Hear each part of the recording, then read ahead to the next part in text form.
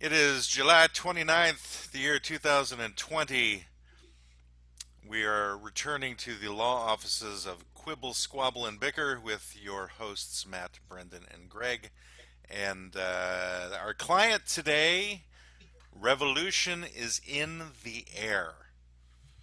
So, Hmm. and if anybody's been following any type of news these days, you might have a clue as to what that could potentially mean. But there's a lyric from Bob Dylan from the song Tangled Up in Blue where he says, there's music in the cafes at night and revolution in the air. And that line has always kind of stuck with me over the years, where I thought it was just a really well crafted lyric. And it's been running through my head for the last month or so with all the different activities that have been happening here in Portland and in Minnesota and Chicago and a lot of the other major cities, Seattle as well, because there's this agitation going on amongst the general public, and people are looking for responses and answers they're not getting. And this is something that spurred earlier revolutions in our country. Going back to like the American Revolution, that was based upon the British government treating us badly and taxing us without representation. And there were numerous different people who spoke out against it. And if you kind of do the comparison of then and now, the people who are speaking out were younger people. They were in their 19s and early 20s, some people in their 30s, and it feels They're like they're wait, hold on. They're 19s. Are there multiple levels of 19s? it's like more than one person who was 19. Let's just say that. Oh, Well, okay. actually, I I'm got just thinking of one. So there's only one person of the revolutionaries of that time, of the American Revolution, that I knew was 19, but there were others like in their early 20s. So, like Marquis de Lafayette, he was 19 years old. Alexander Hamilton, Aaron Burr, those guys were like 21, 22 years old.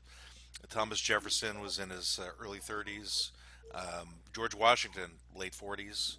The oldest one amongst all those guys was Benjamin Franklin, who was in his 70s, and he had attempted a revolution in the 1750s that went nowhere, where he had a slogan called "Join or Die," and he had a flag that had a snake that was segmented, and the whole idea was to put it together. And this is, like the beginnings to the American Revolution that occurred. Now, I had I mentioned that there's remember. like, I remember the segmented snake.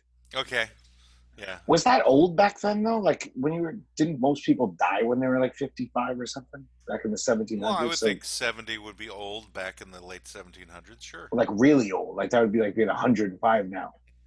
I would. I don't know if I'd go that far. I'd say it would be in the 70s of now because it's Okay. like, the I don't years know. haven't changed. A Well, year's still yes, yes. The 365 years haven't days. changed, but life expectancy has. I True. think 70 back then is probably a good 90 nowadays. I mean, shit. We're all in our 50s. Oh yeah, I We probably we'd be should have. near dead back then. About health insurance, I Yeah. probably would have croaked about 15 years ago. Exactly. Well, even if you had it, they'd be putting leeches on you and doing all kinds of dumb shit that would kill Yeah, you faster than the maybe disease. maybe leeches would have been fun. Might have, Maybe yeah, if you're into like that. you make pets. Pets can Leeches split. are awesome. Are they? What makes them awesome, Brendan? You, I don't know. They just seem awesome. I think that I want to bring back leeches. Do you? Yeah, I think it's Just a for Florida thing friends and family, or for everyone? for everyone. I think if I'm going to run for president in 2024, that's going to be one of my slogans: is leeches for everyone. There is actually a A leech medical in use every for pot. leeches. Oh They yeah, still what's that, Greg? use.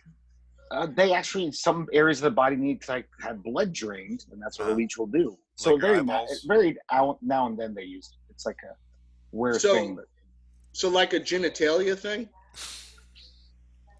I guess yeah, it would be like I mean, saltpeter if you need blood drained from that area. if Now you you had brought up priapism. saltpeter twice in the last three I podcasts, know so a I'm guy who wondering doesn't if need it is at this like, all. did you like open your word of the day calendar in the last month or so? I don't know what comes up. I'm always thinking about Been thinking genitalia. about saltpeter. I, to be honest, I brought up genitalia. You were just talking about leeches. No, he brought up And saltpeter. I was saltpeter. wondering about the Oh, leeches though. It's like, do you put the leeches on your eyeballs, or where are you going to put your leeches? You can put them anywhere. I don't know. It's the wherever needed, I think if you topically. had them on your eyeballs, it would probably be really painful if you extracted them. That would, yeah. I don't think they put them on eyeballs. I doubt yeah. that. I never Doubt it. got contact lenses because I have a real thing about sticking my finger in my eye. Yeah. So yeah, Me leeches in too. my eyes definitely a no go. Well, that is Yeah. the thing that separates us from the animals. We're the only animals that will willingly poke ourselves in the eye. So, in your research, Matt, have you seen that like Yes, most Greg. revolutions were all young men? The Russian Revolution.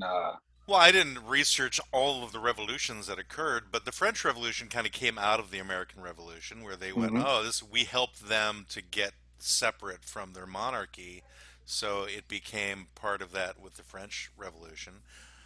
But there have been like two other situations in American history that were considered revolutions by some people at the time, although they're not necessarily historically actually revolutions. For example, the first one is considered to be the War of 1812, which is really our attempt to take over Canada. Is what the War of 1812 was.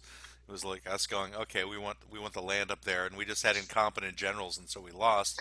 But Isn't that where Canada came down and burned the shit out of Washington D.C. or Well, something? yeah, England. Yeah, yeah, England did too. England supported them because they were definitely a British colony at the time. So yeah, Britain basically came down and burned the White But House. is that necessarily a revolution? Just invading a country doesn't mean it's a revolution. That's Well, just a it's where we you were want.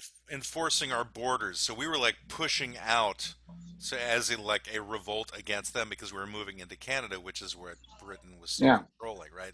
So some people consider that it might not necessarily be that because it was more of, I think, our government making that happen, or somebody who just decided they wanted more poutine. But yeah. I mean, Canada's a rich, bountiful nation. I'd yeah, like to conquer them get some if I had my poutine, some back druthers. bacon, and maybe a lot of ice, and Yeah, I think that but would I've never So, heard of like so Germany annexing Poland as a revolution. It's invasion. I don't even know if that counts as a revolution. I The think War of Canadian 1812. Canadians are terrorists. Can we just put that out Canadians, there? well, no, Canadians thought that we were invading their country, and so for them, we consider War of 1812 was not that big of a deal. That was kind of a win, but for them, it was a big win because it stopped our incursion into trying to take their land. Do we consider it a win, even though Washington D.C. burned down in Well, the in the War history of 1812, books? we didn't lose per Well, we se. did. We lost our invasion. We didn't make our invasion Well, plan. we didn't get retaken over by the British, is what I'm saying. They didn't That's true. take us All over. right. Yeah. Continue on with your history lesson, All right, Professor so Blackman. Yes. the third Yeah. one would be the American Civil War, which would be considered. Some Yes, people that's a call that the revolution. second American Revolution too, but if you count 1812, then if you count it, then that would be considered the third. Anyway, or not at all. But that is an interesting point in time too, because Abraham Lincoln was the very first Republican president. In case you guys didn't know. And the interesting thing for me that I found was that Lincoln was actually the Republican parties were working together with what were called the war Democrats of the time. There were peaceful Democrats and there were war Democrats. The peaceful Democrats were anti-abolition. They were um, they were anti-war, and they wanted to just basically give in to the Confederacy and give them what they wanted. They So were also basically, like a bunch of pussies, like the current Democratic Party. Yeah, were they sounds. giving into well, They given a lot. the difference is that they were the anti-abolitionists. So they were against um, li- slave rights. Right. So they were against the working poor, Yeah. much like the current Democratic Party. Well, much like the current Republican Party too.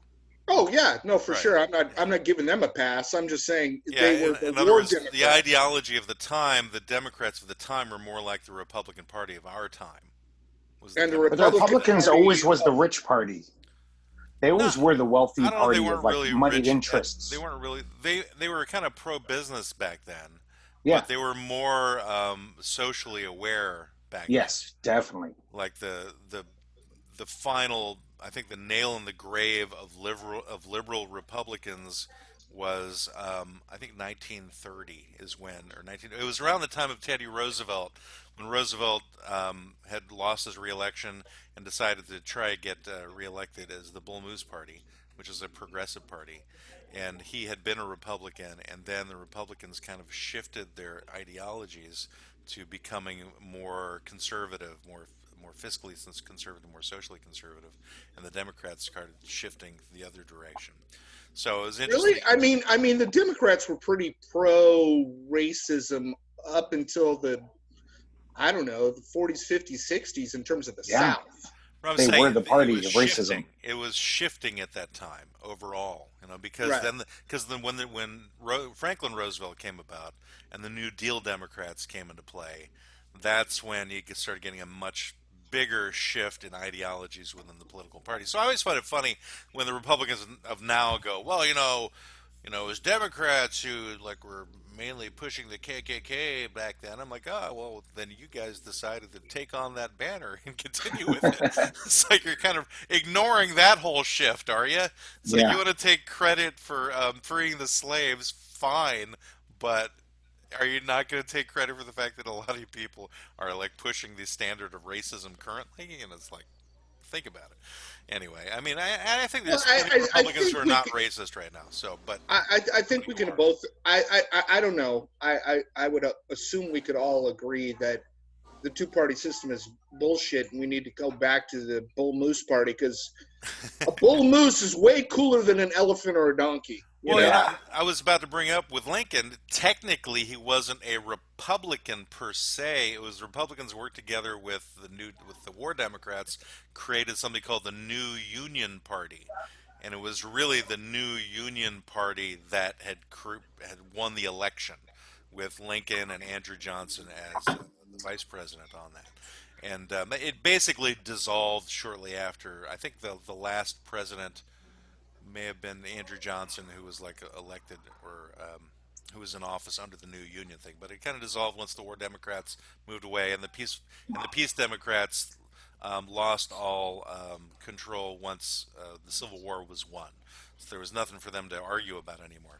That sounds like a bad '80s band, the New Union Party.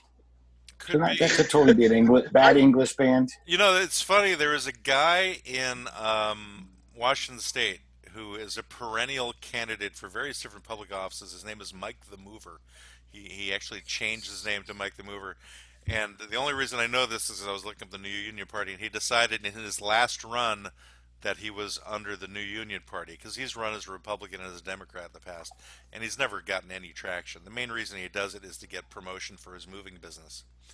But but anyway, Like Donald Trump does. so apparently his last Good one for is. him. I know. Good for him. He That's gets. that's about the last, legitimate use of politics in America at this point. Well, he had To had like further your corporate 84 interests. different criminal violations for not having a license to run his moving business, and that was kind of the reason why he kept running for office So he could give himself a license illegally. or something. I'm in charge now. That's right, and he legally changed his name to Mike the Mover too.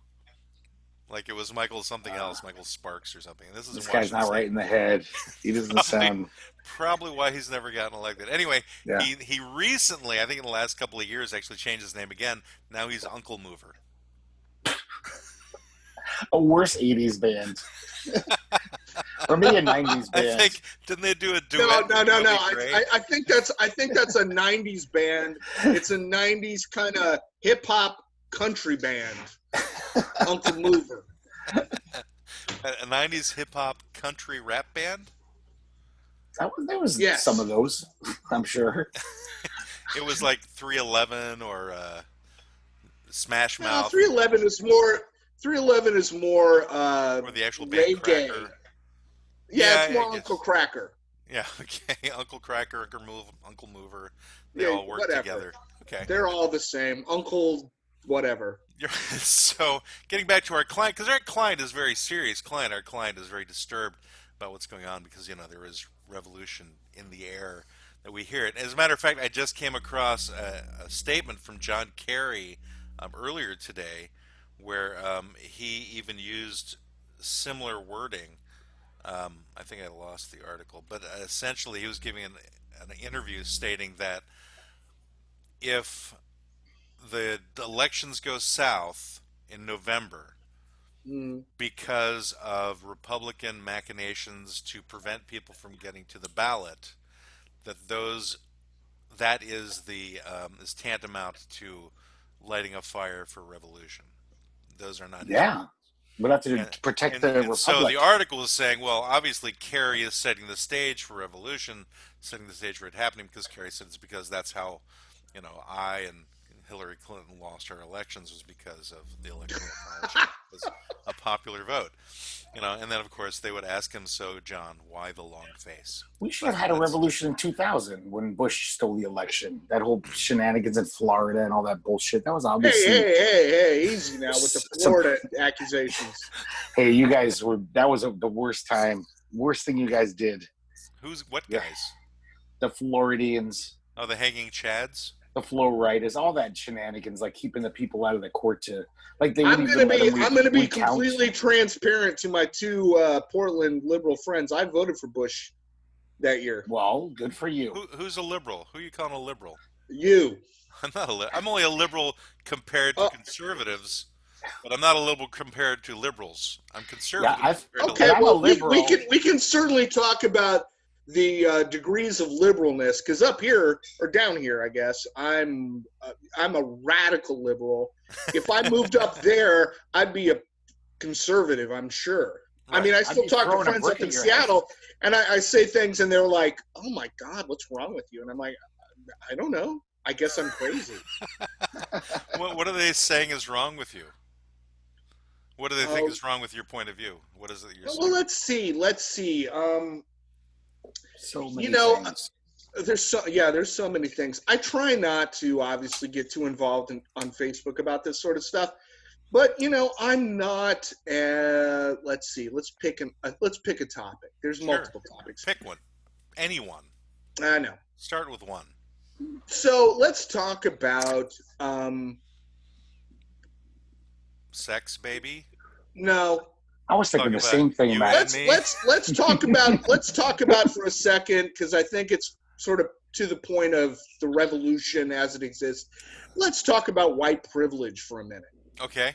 Go ahead. Okay, so I grew up in my mom. I grew up with a single mom. I lived in basically the ghetto of Albuquerque, New Mexico.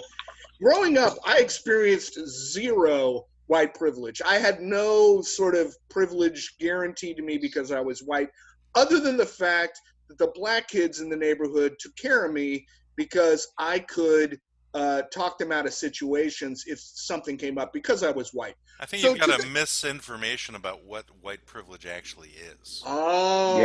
Yeah. Yeah, okay, it's not. so White It's not so like. privilege so isn't saying. you guys educate me on it and I'll listen. Yeah, Yeah. white So it's privilege not. isn't saying that every white person is born privileged. It's just that you have less things in your way, obstacles to getting out of that.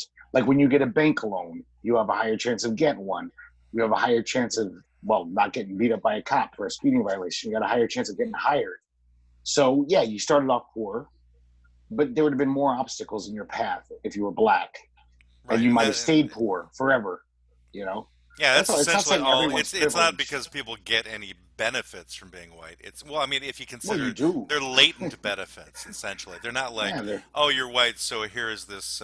here's $1 million check when you're born. Well, No. remember when Eddie Murphy was on Saturday Night Live all those years ago, and he did a bit where he decided to dress up in being white all day long. Yeah, white And like he me. found up like as soon as the black person had left, they're like, "Okay, here we open up our stores so you can take anything you want here for free." He's like, "Oh, that's what it means to be white."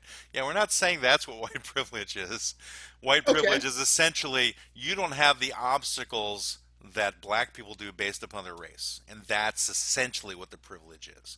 But I think it gets turned around where people don't really know that that's the concept. They think it's, oh, I've got something better. Yeah, there's plenty of white people living in ghettos, plenty of people who have horrible circumstances because of their life in their lives, and that's not discounted at all. It's just more that we don't experience the same level of racism that black people do. We Okay. experience it, Okay. right? Okay. Fair enough. Yeah, Fair enough. Got it. Yeah. So answer me this. Okay. I scored really well on the SATs, but because I was a poor white kid, Uh huh. I had no opportunity for the types of scholarships had I been a black or color or brown person. Uh huh. So where does my white privilege, where does it come in there? Because it seems to me that that's more of an ethnic privilege, and I'm happy for it. I'm not arguing against it. Uh I huh. think that that should happen, but I'm saying I was an intelligent, poor white kid. I didn't get the same opportunities as an intelligent African American kid of the same economic status. You have There So, was that's like you one have case in different which opportunities. Well, hold on a second. You oh have different right. opportunities that are not allowed to African American people. So like they have what? those that have been set up because they've been denied things for so long. We have so many different, I'm sure there's plenty of loans available from like the Daughters of the Confederacy and the Sons of the Confederacy that I'm sure Oh, come on now, apply. Matt. Let's not conflate it to that kind of level of racism. Let's keep Well, it I'm on the. saying that No, is available, which they you I, know, I don't went have to there's the a Harvard. internet. Nazi loan available to white people I went to that Harvard on a Ku Jews Klux can't get. Klan Oh, loan. come on. Well, that's a whole different issue. Oh, it But, is. No, but unfortunately, Brendan, you were the victim of, but it was a needed redress because of all these obstacles to black people. They were like, well, let's give them a leg up. Let's have some affirmative action. Oh, These black people. So, unfortunately, you as a just one guy, you shouldn't have to pay for the sins of history, but right. someone has to, I guess. And so Yeah, that does suck. That time in your life, that wasn't fair technically, but it was there for a pretty good reason that and you they know what? have You know what, scholarships for Greg? black I think the kids. idea was to just help level the playing Greg, field a little more. I Yeah, completely agree with you. I'm not suggesting for a second that affirmative action isn't good. I'm not suggesting for a minute that the types of policies that have been put in place to allow more African Americans an equal opportunity based on their performance to be at levels that they wouldn't normally be. I 100% believe in all of that. What I'm trying to grapple with is what, as a 50-year-old white heterosexual male, I am supposed to do about all of this. Because it seems to me that I'm supposed to feel guilty. I'm supposed to feel bad. What am I supposed to do? I mean, yes, all this crazy stuff happened. It's true. And I am 100% in favor of every sort of policy we can put in place to turn that around. But that simply seems to be not enough.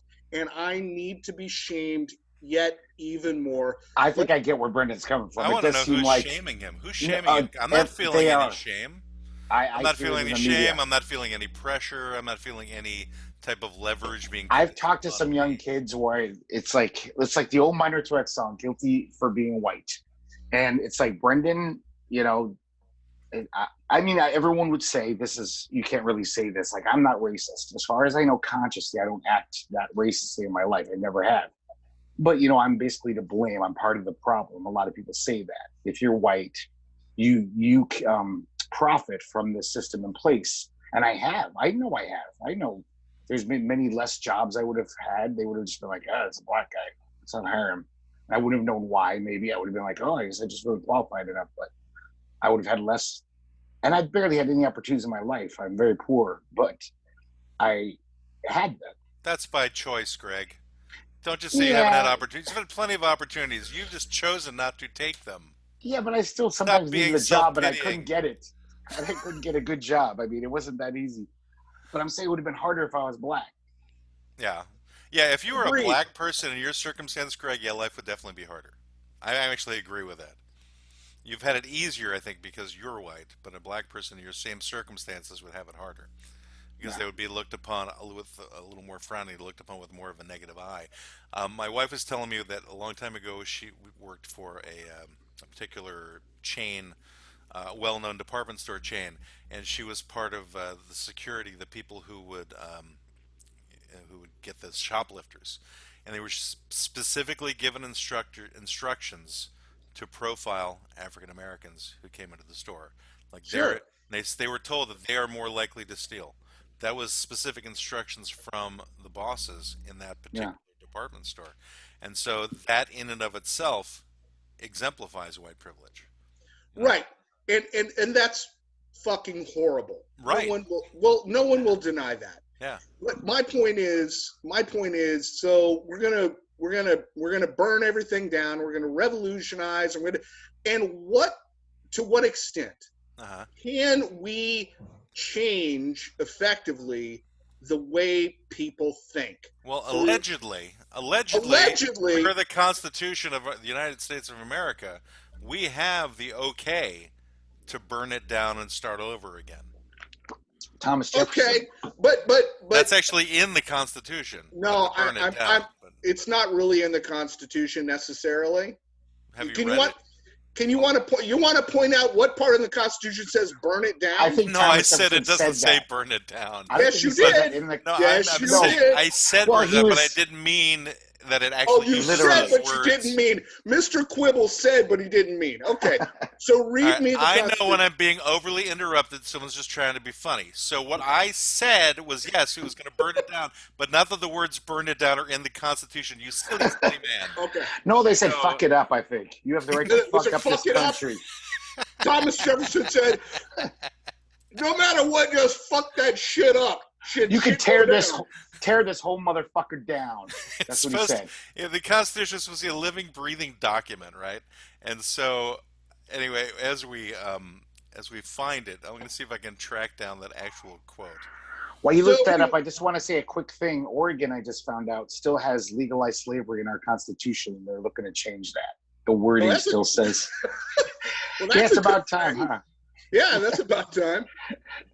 There's a lot of states in the South, though. I heard even like 10 years ago, technically it was still on the books.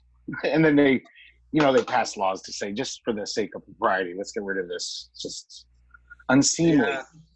Yeah. I don't know, but What about Oregon? I missed that part. I was looking for something. On our Constitution, they never changed it just because it was a moot point, but apparently it's still legal to own slaves, and they want to get that word excised. Not that anyone's trying to own slaves now, but Well, it's there been might on be the something to be books. said about a good cleaning out of all the unused or unnecessary laws that are on the books. There's a lot of them. There are a lot of them. I'm sure. Dropped because they don't really apply, but a lot of that stays in place. And I've been thinking about this recently, going, okay, so if we were to have quote unquote an actual revolution, what would that look like? What would actually be happening? What would change? And we know what would happen right off the bat is that Trump would bring the troops together to basically put down any uprisings and shoot to kill and knock it out, because he's always wanted to be referred to as the new Lincoln, and he's definitely done an excellent job of trying to start up a whole new civil war so that he could then be the one who brings the country back together in that sense. And ironically, at the time, Abraham Lincoln, people were using a lot of verbiage similar to how they're accusing Trump these days too. They called him a despot. They said that he was ruining the country. In some cases, he was called. He did some despotic things. He was did some called things that really. Abraham Africanus. In one thing that I read, one newspaper editor said that he needed to be, stabbed with a dagger, and that it wouldn't be a bad thing. So yeah, he definitely had a lot of people working against him in that era. Yeah. So this isn't necessarily. It harkens to a Civil War mentality because of the divisiveness between not just the political parties, but just an everyday discourse on frickin' Facebook. People don't act this way to each other in person. They only do it on Facebook. Yeah, that's a new social thing. media. Yeah. Because you don't have to be brave. You can be a coward and just sit in your home and write the foulest shit. Nobody's going to know who you are. Yeah, which is what we're all doing right now. Right. Mhm. So I Glad guess you agree. All three of us. They can see our face, though. Uh-oh. They They know can't who see we are. Brennan. Brennan is the Unabomber today. I'm the Unabomber today. Not that this video, but anyway, I'm just playing along in case video ever happens. But here's the thing: It will one day. One of these days. is this current? What is the foundation? What should the revolution be about? So Well, that's where. Hold on, let me finish, oh, man. okay. I I thought you know. asked a question that you wanted an answer No, to. I didn't I'm realize you're being rhetorical. I'll shut up. Go okay. ahead. I'm being rhetorical. Let me Okay. finish. I will. I'll take a nap. No, finish your research on the Constitution where it says "fuck everything up and burn it down." So my point is that what is this revolution all about? Is it really about white privilege? Is it really about race relations? Or is the basis of it, which is my contention, really about economics? And the problem is that those economics adversely affect African Americans more than they do whites. My experience being what it was, I was not the average white kid. But the problem was my economics. Had I been a middle class white kid with my scores, I could have gotten to college and mom and dad would have helped. But because I wasn't, I didn't. And that's a matter of economics. So I think that the whole race issue, while important, I want to make that clear, while important, is not the basis of the revolution. The revolution is based on the fact that the rich are controlling the economy and a larger and growing number of people who used to be okay, middle class and otherwise, white, black, doesn't matter, are not doing okay. And that's really what's the heart of what's going on right I now. think that's been going on for, as long as America's been around. But I think why things are getting so fervent, if you will, is If you it's will. like this is unprecedented. Like this, we have a president who basically doesn't seem to respect any tenet of the Bill of Rights or the Constitution. He brags about it, how journalists suck and they have no right to criticize him like he's a king. And it's like, it's scary. Like, I think there's a needed revolution. Even if America magically had no racial problems, this is the time for a revolution. When Trump keeps tweeting these things that are the things that a fascist would say, like, I have the strongest people on my side. I might not step down if I think this is fraud. Yeah, that's what all dictators say when they have coup d'etats. There was fraudulent voting. I had to take over for the good of the country. I mean, I can't picture it going any other way. That guy is not going to step down. So, of course, Americans are like, holy shit, is this like the end of America? Because to me, that's America. America is this great country, bountiful, beautiful country. But it's also what makes us special is that Bill of Rights and the Constitution. That's what was set us apart from everyone. We were the only one who had anything like that for a long time. That's the being an American. Like, I'm a patriot because I love that idea. It's been corrupted so many times, unfortunately, and I think the not listened current to. revolution is really against douchebaggery. I think that's actually what everyone is revolting against is the fact that we have douchebags running everything, regardless of They race. always have, though. They always Well, have. all right, I get what you're saying, but the thing is that we've, I think, become a little more enlightened as a culture because of the recognition of how bullying is so prevalent and actions that have been taken against it. Plus, with the rise of feminism in its newer state of modern feminism, like where the Me Too movement has come about of this, is it's seeing that white Americans, white middle-aged male Americans, have gotten away with Us. so much. Yes, us. We've gotten away with so much shit and bullied our way through things through force of personality, through our methodologies that have essentially we've browbeaten people. That's why there aren't that many women in positions of power as there could have been. That's why there aren't as many people in minority states as there could have been because we make up the majority of the douchebags. So I think that's kind of where some of it. So that's where a lot of this feeling of lack of power and injustice is coming from, is because they're being taken advantage of by these quote unquote alpha personalities that don't care that much for everybody, and it's more of a selfish thing of having to posture and be greater in whatever way they can think of. I think it's a lack of truly caring about one's fellow man is what the real revolution is about. And the revolution, if we were to change something within the Constitution, and really the area within the Constitution that I'm talking about is Article 5, which talks about creating amendments to the Constitution, as well as you have the possibility of amending the Constitution itself within Article 5 of the Constitution, to answer that earlier question. Anyway, so because of the nature of humanity and how there are so many people who are unwilling to change and become better people, that's where the biggest pushback is coming from. So, Trump in his douchebag glory has created the situation that he's created. Not that there weren't plenty of douchebags before him in power as well, or in positions of None as power douchey. throughout all. I kind of disagree about that. He's a gigantic one, but there's certainly worse people Andrew than Jackson, Trump. maybe. No, I don't mean as But the president. only I one. mean worse people in general. Oh, Oh, yes. Yeah. well, for Not sure many, there, though. Really not for many. sure there are worse people. Well, he's not going around slicing people's throats, Greg, like by hand. Come on. But He while would order that. He could order it, but that means he's doing it himself. Yeah. But we don't know that he's ordering Just as it evil. either. He's just too wimpy to do it. No, I think he's more of a passive. I agree with the douchebag analysis. I think that's a fair statement. We should make the douchebag the anti-douchebag party. Right. I've always said that, sort of a fundamental two rules of living for me, and I've imparted this to my children, is one, give a shit. Two, don't be a dick. And Those are good rules for living.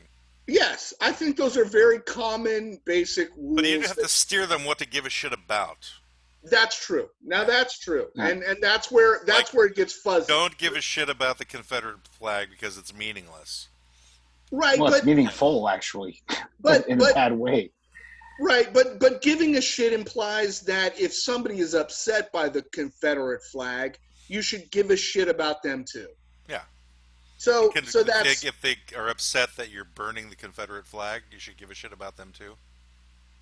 I think to a certain extent. If you're I burning People are think so to a certain liberal. extent, I think to a certain extent that the radicalization of, well, if I burn the Confederate flag and Jimmy Joe Bob is pissed off about it, well, fuck him. That's a part of douchebaggery. Okay. I mean, I don't understand him. I don't necessarily agree with him, but I could certainly talk to him and try to understand him. Isn't that what we're trying to accomplish? I would try to talk to him too, but I would still burn the Confederate flag if I felt like it. I'd be like, "This is a horrible sign of hatred." I mean, I don't. If Billy Bob likes his flag so much, I'd kind of wonder about Billy Bob and be like, Well, that's what "Is he's this a guy Brendan even is want to saying. know?" It's possibly everybody can change their point of view about something. Sure. Remember I'll give you- Robert Byrd? Well, there's Robert Byrd, who is a longtime politician. I think it was from West Virginia or what have you. And he, in the beginning of his career, was a member of the KKK. He went on to be one of the most liberal members of Congress later on. Another person, Supreme Court Justice Hugo Black, also a guy who in the beginning was a member of the KKK, realized that there was something seriously wrong with this somewhere along the way and reversed his point of view. And But they're politicians. They just have to follow the way the wind's blowing. not It wasn't- necessarily. There are other guys Well- who've never done that. Well, let me Yeah. give you a real. Okay. Let me give you a real example. Yeah, because I just So- made up those examples. Those weren't real. Seriously. Let me give you a non-historical political example. Okay. That's what I mean by real. Okay. Real defined as not something I read out of Wikipedia. A personal I experience. did my reading before Wikipedia. An anecdote, if you will. Personal Yes. anecdote. Personal anecdote. Okay. So I've worked in the black community, Which means it's and my not wife. real.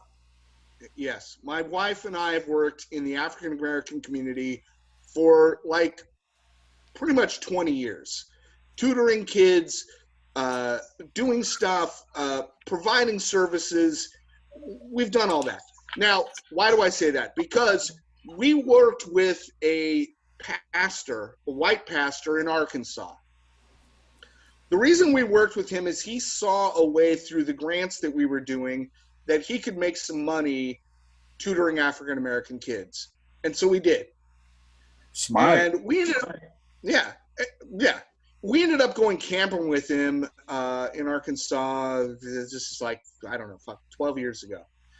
And at a certain point, he turned to me and he said, I was raised racist. My dad was a member of the Ku Klux Klan. I was raised to believe these things. I went to college. I had a few black friends, and I started to change my mind. He said, in working with you guys and working with these African American kids in these depressed neighborhoods, I've realized that it's just a matter of opportunity, and that we as Christians, he's a very Christian guy, pastor, can make a difference and change their lives. And I can say that I don't subscribe to any racist viewpoints. So my point is, a douchebag at one point can become a non-douchebag. We just have to bring them along.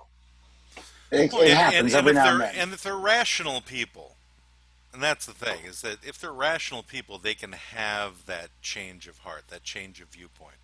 I mean, I Now, was fortunate in the way I was raised. My dad was raised very racist as well. I mean, his mother talked about lynching people outside of town in Tennessee way back in the day. Like You know, pro, not con. She's all yeah, for it. right. And I Wow. didn't know this until I had spent like I think a week in her home, and I learned things about her. I went, oh my, oh my. I didn't know any these of were this. these were your My grandparents? dad's grandparents. Yeah, it wasn't my grandfather so much; it was my grandmother for the most part. Okay. And essentially, I learned that that was one of the main reasons why my dad left Tennessee at a young age, was to kind of get away from that environment. And he is he made various different points over the course of my lifetime growing up that showed me he was definitely not a racist at all, and changed my perspective on things. And the thing that really turned me full bore into not seeing race in terms of in how it colors my point of view was reading a book called Black Like Me, which was essentially about a businessman who decided to go blackface, and this is like in the 50s or 60s, I can't remember the era, and walked and be part of a community of African Americans in Mississippi. And he saw how white people treated him solely based upon the color of his skin, not based upon him at all. And so that's what clicked in my mind, where I went, well, there it is. It's not anything that this guy particularly had done. It's solely because of the color of his skin, which means that people are not the color of their skin.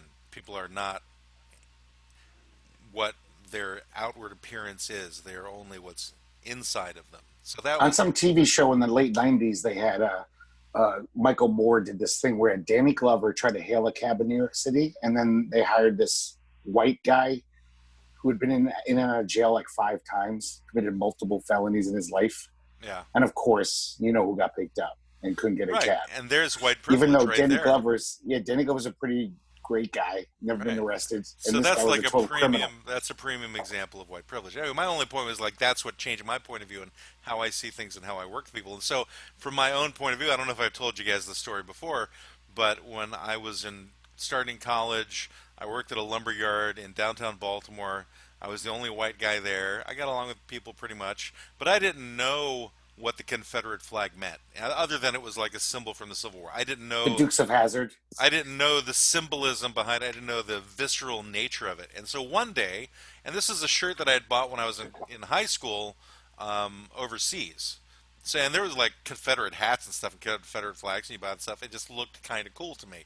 So I had a shirt that had the Confederate flag on it, and I wore that to work one day. Again, I'm the only white guy amongst all of the black guys who were working there.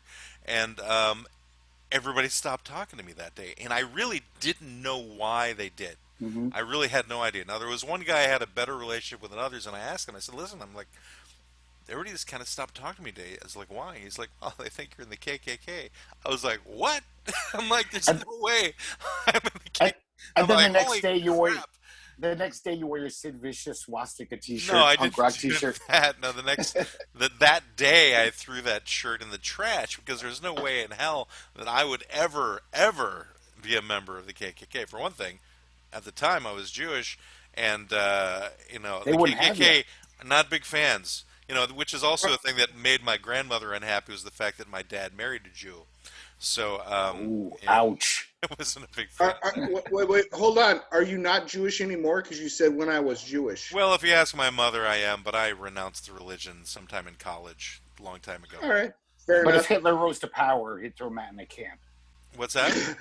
If like a guy like Hitler rose to power, you'd get sent to the camps. Doesn't That's matter if what you're an my mother atheist or not. keeps telling me. It's true. I mean, it was ethnic Okay, Jews. Greg, but it's still pointless because he's long dead. Anyway, but A Well, new apparently one might Mike come to was about to power. say something. All right, fine, whatever. Why do I have to have this stupid argument with you? And here's the thing, though. As a graphic designer, I have to say the Confederate flag as just a design is pretty cool. It is. I agree. It is a cool design. Well, because it's got red, white, and Regardless, blue, but in a different pattern. It's Yeah, the kinda funny neat thing looking. is it's not even really the Confederate flag. It's like a Confederate battle flag. The Confederate flag right, is but, something but completely. what I'm saying is that symbol, that logo, whatever. Right. It's a well-designed thing. Just the same with the Nazis for a second. Let's talk about the Nazi uniforms. They had good fashion And sense. Oh my God, those guys were sharp. They were on point for sure. Made you And when wonder Hitler why they did those picked the speeches, swastika as a symbol, though. Why was that it is. chosen? It's thousands of years old. It's a lot of cultures use that symbol. Yeah, but I why guess would it's appealing. why would German nationalists who are so focused on the white race be interested in running that particular system? Hitler wasn't a mysticism. He really had this affinity for all kinds of weird mysticism and going back to old cultures, and so maybe tied in with his mystic love of weird old cultures that were mystical. Maybe it was But he flipped it. He does it indigenous opposite. German mysticism or something. Like in India, you see the swastika, but it's always the opposite way, Yeah. counterclockwise. And Well, as Hitler made it Native clockwise. Americans have it. They used it too. I know, it's like weird. It's this symbol that's all around in history. Yeah. I have no idea, but Talk about cultural appropriation, right there. Right. The swastika. Everything. The minute you have a mixed race couple, you've got cultural appropriation. One for the other. They've appropriated each other. Their genitalia. What? I've appropriated this other race's genitalia for my use. No, the entire body. That too, but All thoughts and yes. and genitalia So, taken. and so used Matt, for I our don't think purposes. Matt. It was a rhetorical question, but Which one? Asking about the revolution, like what is the real reason behind it? Do Uh, you think? Do you think it's more economic, the racial thing, or is it just like people are just like scared of losing democracy? Like this is a revolution You're against talking about the revolution now tyranny. that seems to exactly. be coming together. I think it's Yeah. all the things that we talked about. It's all combined. It's the Me Too movement. It's like it's and I was being serious about the whole anti-douchebaggery thing. That's really a large part of it is because the people who can really make things happen are not doing it for the benefit of people. They're doing it for the benefit of themselves personally. They're not truly seeing the big picture of like how can this work to benefit everyone. And you run into these various different ideologies from capitalism to communism to democracy to socialism, which all have their own ideas, and everybody thinks theirs is the right one. But ultimately, it's going to have to come down to what works the best for the most amount of people. Can that be done, and can it be done with somebody who's relatively sane running things or not? What do you it's think, like, though, how does if that happen?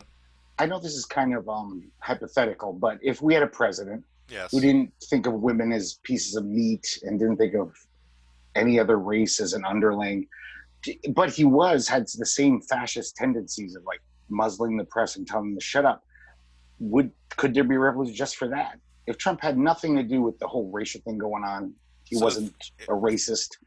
Well, it's If hard to just- just toss that out because there is such a history of racism in our country.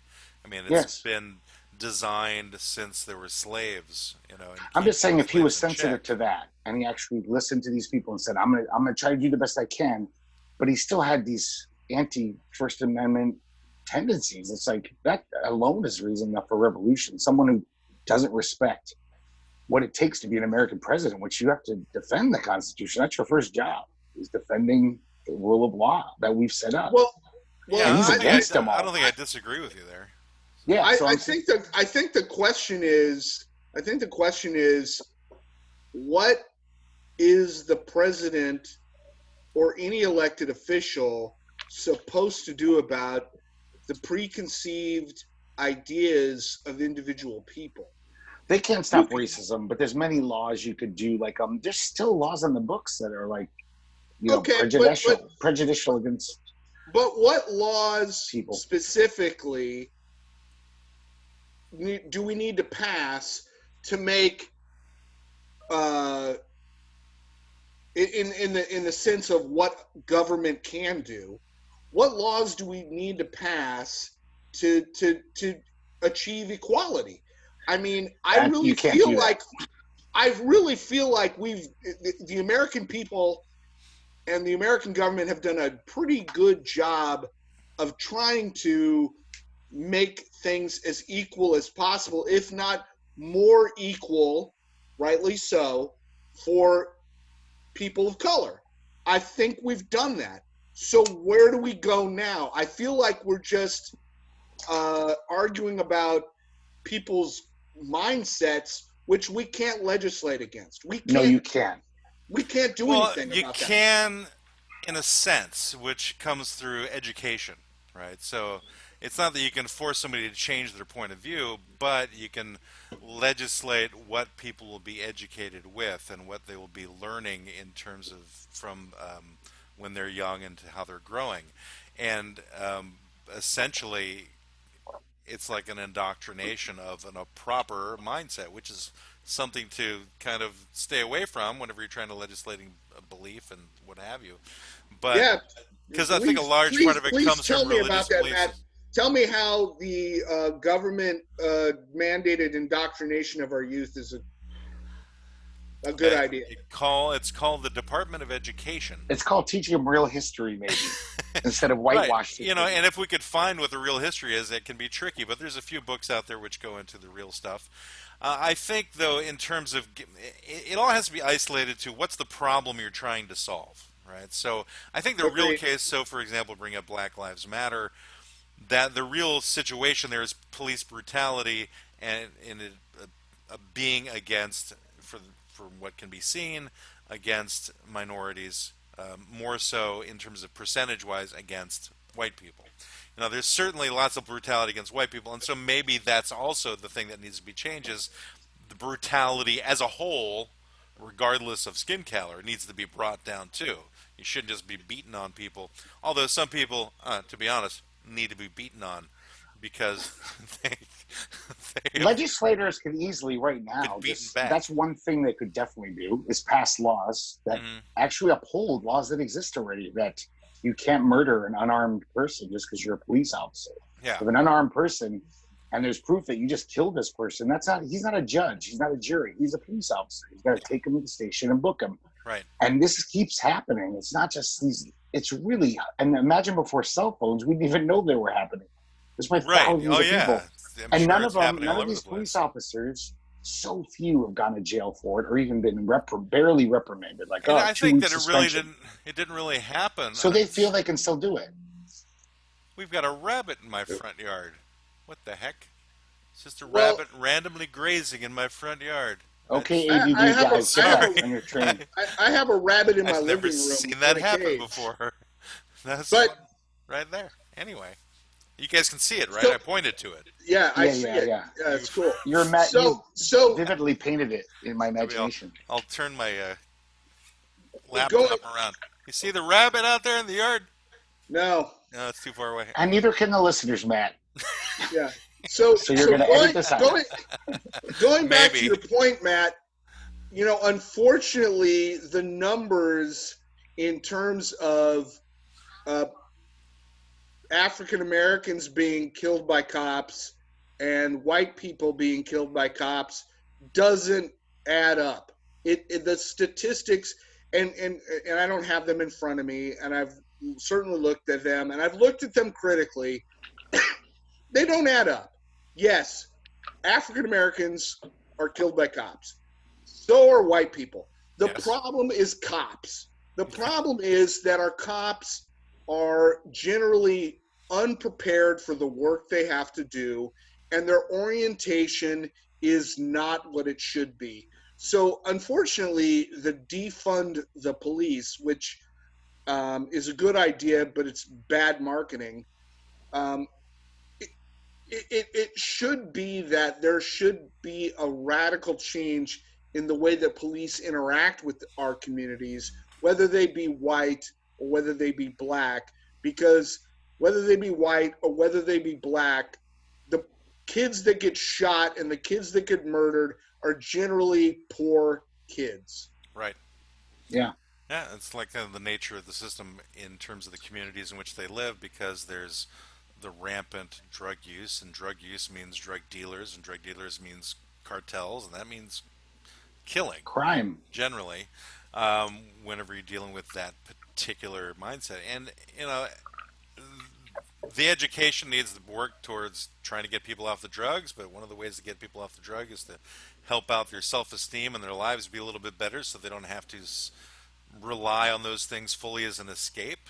And you know, there's just so many different layers to the whole problem that has to be dealt with. But the fact is whenever it comes to police, some people shouldn't be police at all. Some people, I think, were essentially criminals who never got caught, who then joined the police so that they could then have the okay to be able to commit similar crimes. They did that because they could see I it. think that's a bunch of them, to be honest. Or Well, yeah, they at I think least so too. they were Yeah. bullies in high school at the very least. They might have not been Right, criminals, but they and were it like bullies it and jerks. attracts a certain mindset. There are legitimately decent. And I know there's the whole viewpoint that all cops are bads or they're all pigs or whatever you want to That's not say. true. I know that there's decent guys out there, and it's hard for them to speak out against the system as well, as we've seen from the movie Serpico. If anyone read the book Serpico, Yes, as seen in the movie Serpico. that's right. If you've Good ever, source material. I like to quote movies as reality, but Serpico. Okay. based upon in a situation where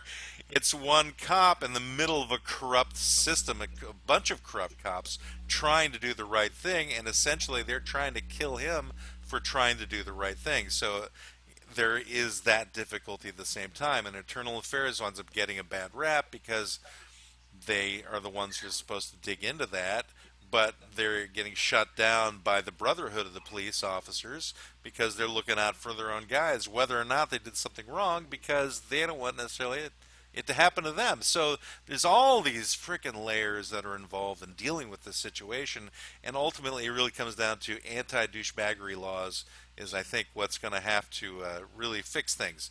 It's like, I you know, thought that was interesting. Watching movies growing up was the IA guys were always uh-huh, shown as like Weasley fucks. right. Who, I mean, they're very useful. They're an amazing thing that we have. It's like, yeah, they'll stop the bad cops, but no, in every movie, they're like they just want to fuck with the good cops. They're just like, I want to take all the cops down and try to nail them.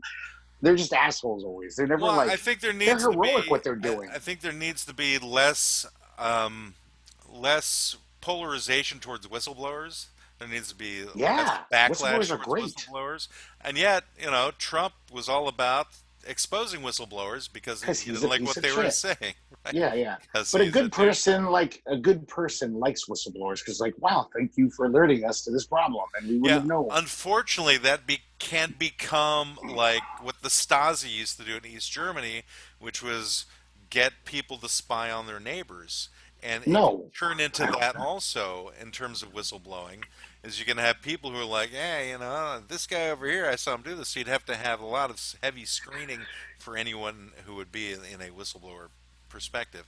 Anyway, it's just dealing with human nature, and human nature can be really messed up, and that's a large part of it. But you know, we've had issues in this country since the very beginning because it was so hard to ratify our original constitution, and there's always been the polarization between the left and the right and the center, and people having the different poor points of and the view of how rich. things right, and that's a That's large the part of main it one. too. You know, a lot of poor people are that way because there's something wrong with their lives and they can't get out of it. But a lot of them are there because they're lazy bastards who want people to do things for them, right? Oh, So Jesus Christ. Really? what? Am I wrong? Really? Am I wrong with that? Huh? Am I wrong? I'm not lazy, Matt. I'm poor. I, I didn't say, I said there are people who have difficulty getting out of it, and That's I'm just saying no, it's a combination. no, It's not a no, combination. You're saying that there are no. people who just that they don't like the handouts that they get, and they just hang out and enjoy the handouts. You think there's nobody like that? That's making it super simplistic. But Well, that's I let me have to see. because there's no real complicated stuff going on here. Okay, fair enough. So let me see if I can. You I mean, know, I don't mind being disagreed with, the but idea. Hold on. yeah, The the idea that poor people are poor because they're lazy or some they're not of them. trying. No, no, stop. I said some of them. I didn't say all of them at But all. but but that's the same thing as it's kind of There's it's rich like people there's who are no lazy too. I'm not being okay wrong in my statement. okay hold on. It's kind of like there's no Me Too movement for poor people. If you're poor, you're fucking poor. Yeah, So you're a child and you grow up poor. You didn't choose to be poor. right, You weren't lazy as a child because you're poor. right. And that's the majority of poor people. Yeah, So saying that people don't try hard or they I don't said work hard enough. some of No, stop them. interrupting me. Well, stop misinterpreting what I said. Okay, so go ahead. Finish. I said it was some of them. I didn't say it was all of them at all. I Some didn't of say them. that. Yes, and it's Well, so true. what Some of them percentage are. is some? I don't fucking know what percentage it is. 10%? I mean, you're getting like stuck on this particular point of view, and that's not the thing to be stuck on. Okay, so well, I'm sorry. I was just I merely making the apologize. point that some people are like that, but not all of them are like that. I'm like, most of them are in horrible situations. Okay. That's what I said before I said the other part, and you totally forgot the first part of my statement to make your own point for whatever reason. I don't know, just to make me wrong. I don't know why you did that. I, Tell me I, why you apo- did it. Why did you decide to go after not getting the entire thing I said? I apologize. I guess I wasn't listening to everything that you were saying. Well, I I'm just, used to that okay. because So I I perhaps just, shouldn't be listened to for everything. I just have a real problem. Kind of like an African American might have a problem with people talking about African Americans in a certain way or in a certain light, or saying that some African Americans are this way or some African Americans are that way, and trying to get off by saying, well, I didn't mean all of them. I feel the same way about the working class and the poor. You both have talked about how Trump is a piece of shit. Trump is a piece of shit, and he was voted into office because the Democrats didn't give a shit about working class poor people. And until we stop fucking around with gender politics and identity politics and stop being that, we're never going to get back to where we need to be. Well, I'm not I would talking just about. like I to wasn't add. talking about the Okay. working class poor. I mean, the working people are working I would people. just They're like to obviously add to not lazy. Brendan's statement Yeah. is that in my lifetime, what I've seen from all the presidents that I've lived through is that, yeah, the Democrats, I wish would do way more for the poor. But when Republicans are in power, they're actively hostile to the poor. Democrats do a few things. Like, hey, there's a school lunch program we voted in, even though we did a lot of There's a feathering our perfect nests. example of that I The saw Republicans on the. don't seem to do anything for the poor, There's ever, a in my perfect. lifetime. There was a perfect example of that just recently. I just saw it 2 days ago when they were doing the press conference for the second stimulus package, and Chuck Grassley gets on there as one of the senators who's working on this particular legislation, and he says it just goes to show. What was his exact words? It just goes to show that if you're going to give people money, they're not going to work. He goes, and that's why part of this is not being part of the legislation or something along those lines. I wish I had the exact quote. I didn't even think I should have had it, but it's worth looking up You know what he should have to said see is what if you a don't give people money dick during a move that was. pandemic, they're not going to be able to live in homes and be Right. I homeless think and not be able to buy food. I think he forgot there's a pandemic going on. Yeah. It's like you didn't Like realize that people can't get jobs right now because it's the there's Great Depression, no second one. there's no Well, jobs to get other than what's crappy really ones. interesting about your point, Matt, is Yeah. that the actual Wall Street cats, the guys that actually do the work on Wall Street, I'm not defending them. I'm not saying they're good people. But the guys that know how money and how the economy works are all for keeping unemployment at $600 a week. They're all for stimulus checks Yeah. because they know that the only thing that's keeping this economy going has been those payments. Yeah, why do you Whereas think they voted him in? the ideologues like Kudlow and others are like, oh, well, we don't need to worry about that. I don't Greg, you know were who going to say Kudlow something. is. No, I was just going to say, what did I say? I was basically saying that's the only reason I think they gave us that stimulus check, because the Republicans voted for that in the Senate. They didn't give two shits about me being able to afford my next, pack of ramen from Safeway. They were like, we have to stimulate the economy. We have to keep these people still spending and buying their whatever stupid shit they're going to buy. Or the economy Right. collapse. They didn't give a fuck about me. They cared about the money keep rolling upwards. Well, I thought it was trickle down economics we're dealing with. No, that's and not you're a thing. right, Greg. That's not It's true. like That's a myth. they need you to consume. And if you can't consume, then they're fucked. Yeah. Well, they're not fucked. That's a sad thing. They're still very, very rich, but they can't stand being. They're like, oh, I'm not content being a billionaire. I want to be a trillionaire so bad. What do you think would happen is if they enacted legislation which capped your ability to earn money over $1 billion, and the rest of that had to be distributed amongst the poorer classes in this country? It would be like Stalin. Stalin's Russia. That's what would happen, Matt. But you can make up to $1 billion, though. Yeah. You can make up to $1 billion. I think it would be great. That would be a fine law. Do you think that could happen? Because that's similar to what Sanders was talking about. Sanders was talking about, taking the money from the top end, like taxing that top end, which I thought was kind of an interesting concept if you could get away with that. I have an issue with going after people who are actually productive and have worked really hard, as opposed to guys who are living off their interest.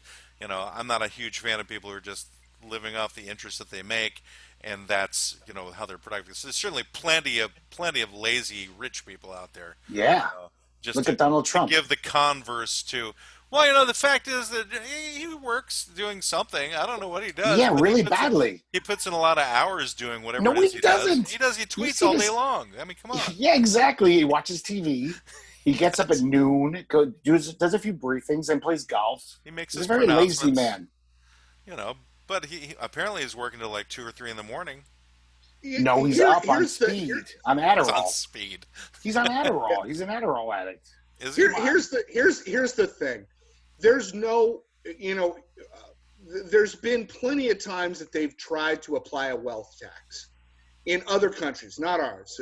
Scandinavia. We used to have one, guys. I just want to interrupt. We used to have one before Reagan. It was pretty high tax if you made a lot of money in this country, and Reagan turned that all around. Okay, sorry, just want to add that. No, and that's an excellent point. The problem is that with income taxes, you just opened a whole Swiss cheese of loopholes, and whether this income is, as Matt pointed out, is it capital gains, meaning you made this money because you had money and now you're getting money, or you made this through wages. The problem with the income tax is that it's essentially a wage tax, and that just hits the working poor the most. Social Security, same thing. It hits the working poor the most. If you make $65,000 or more, at least last I checked, a year, everything after $65,000 is not subject to Social Security tax. If you're an African American right now, you're lucky to live to 65. So you never see the benefits of all the money they're taking out of your wage. The whole system is fucked up, but it's fucked up because of economics. It's not fucked up because of race. That's my point. Oh, I don't know about that. I think it's both factors. I think even if we lived in some kind of Bernie Sanders utopia, there'd still be lots of problems with race. Black people still couldn't get hired because there's still people who are racist, individual citizens who wouldn't want to hire them, and all the problems that happen with racial division. It is a problem in this country. Oh, Economics is oh, a problem everywhere. I mean, that's always been the problem. The big division between most cultures, societies, is economics, poor versus rich. But we seem to yeah. have this black-white thing more than a lot of countries. This is a big thing in our country because of the slavery, 100 years of slavery thing, or 300 100? years of slavery. It's Well, like I was thinking since the founding of 22 our years of country. slavery. Is that what Well, I'm? that was America. Since America was founded, we We had still had slavery 100 for a years. year and a half, is what we had. You know what? You know what, Greg? You're absolutely right. By no means was my point that race relations and racism and all these things are especially with the police are not a problem. I 100% agree with that. I just think that if we were going to prioritize what we need to do now in terms of a revolution, we need to start with economics, because that affects everyone: white, brown, black, Yeah. yellow, red, whatever. That's all. So that's a starting point, but I think there's so many other issues of douchebaggery going on within our society that that's a beginning point. It's like, but we have so many different beginning points that have to be hit too. Again, getting back to, say, the Me Too movement, because in reality, if we want to be in reality, women are far more discriminated against Yeah. than Women are treated like African shit. Americans, especially African American women, more so with even within their own community, right? So that's something that's definitely come more to the fore these days because of the fact that men are the bigger douchebags and have browbeaten women and have pushed them down into these subservient roles, which took a lot of work to get them out of. One thing to say, even though we are middle-aged white men, even though we're the enemy, we're the devil. The fact is that all of these different laws that have gotten passed have been passed over the last 200 years by the devil, by the white middle-aged men who finally had a conscience and did something about it. And so I feel that there's still hope that that can continue to happen with the white devils that we currently have in our Congress and in the Senate. Not That if they're so devilish as Mitch McConnell. He's extra devilish. well, as I was doing my research in terms of the politics for this particular episode, it was interesting to find out that essentially Eisenhower was like the last true Republican that had a liberal sensibility. After him, there weren't really any. But over the last 40 presidents, 25 of them, I think, or 26 of them, have been Republican. So in 14. Before John McCain ran for president, when he was in Arizona, he actually was a real Republican. Like, he actually sometimes voted for things totally across party lines, like things to help the poor, help the disenfranchised. And then he sold his soul when he was running for president. But John McCain was that lifelong liberal pinko commie. I actually admired that guy for his. He took a lot of stands that were Did you so say that not McCain popular. was a lifelong pinko commie? No, I was. So I'm saying me, sorry. as a guy who mostly in my life, I grew up thinking like, oh yeah, there's another Republican, some rich, shitty fuck who doesn't give a shit about anyone. John McCain did the McCain-Feingold bill, which basically was trying to get money out of big politics. He's trying to cut down the lobbying abuses and the influence of money in Washington, which is a good thing for America. Not many Republicans are for that kind of shit. You're not going to see many Republicans up there, and not many Democrats, unfortunately. That's one of the most corrupting things in our government is this whole legalized bribery shit we got going on. And so a lot of bad things come out of that. The fact that you're allowed to basically take bribes. Tobacco industry, you can keep killing people. We're going to keep, and I say that as I smoke my cigarette. Yeah, no, McCain was. I met John McCain. McCain was Really? he was a legit guy. He really believed the things he believed, and He just picked a horrible running mate. oh, fuck! She was gorgeous, though. I have such a crush on her still. Beautiful lady. Yeah, horrible person. Beautiful woman. Whatever, but she was so hot. But anyway, what? He was a good she guy. stabbed her knife into your heart and twisted. Yeah, he was I would have thanked her poorly for it. managed as a candidate, for sure. Oh, he backflipped on everything he ever believed in. It was sad seeing that because I lived in Arizona, so I knew some of his voting record and how he was this. He really was a maverick. It wasn't just rhetoric. He actually did so many things most Republicans would be totally scared to do, like to go against party lines. And Right. Well, I he think was amazing. going through what he went through in Vietnam probably opened up his eyes quite a bit to what he's willing to do and not willing to do. It's like if he can suffer through what he suffered through in Nam while he was a POW, he could handle people talking bad about him in the Republican Party. Yeah, Right. but he seemed to lose that though when he was running for president. He knew he needed a consensus and to get their approval, and he kind of sold his soul, I thought. Yeah, But he was a good guy. Well, again, he was referred to as a rhino by many people. And again, if you're not familiar with that term, it stands for Republican in name only, which is a way of the hard right Republicans to essentially dehumanize anybody who doesn't have their same stances. They just call them Republicans in name only. Because they have a little conscience and a little heart. Right, You exactly. fucking rhino. Well, you care about a few people. there used to be a center in both parties, and this center has eroded to a I large. think there's a huge center in the Democratic Party. There's lots of centrist Democrats, and a lot of them run things, and I don't like them. That's why I'm a Bernie Sanders type guy. I thought Hillary Clinton was a centrist. She wasn't that radical. No. You know what? It is only radicals that change things majorly. So Obama was kind of a centrist. No, he wasn't. He was. I mean, if you ask the Republicans, he was a communist. Whatever the Republicans say, there are corporate Republicans, there are corporate Democrats, definitely, and then there's everybody in between. That's how I see it. So it's basically the rich. 1% are rich, and everyone else is just fucked.